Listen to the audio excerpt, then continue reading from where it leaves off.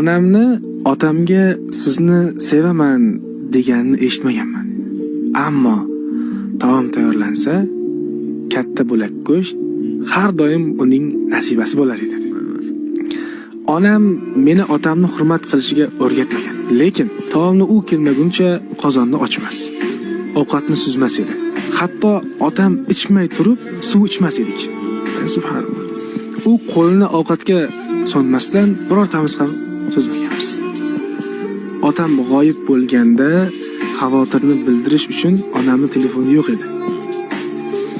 Lekin men uni eshik oldida o'tirib otamni kutayotganini ko'rardim. U otam qaytmaguncha xonaga kirmasdi. Otam uyga kirganda onam albatta o'rnidan turar edi. Onam doimo bizga isrof qilmanglar. Otanglar quyosh tagida ishlab sizlarga rizq topib kelyapti derdi. Otam uxlayotganida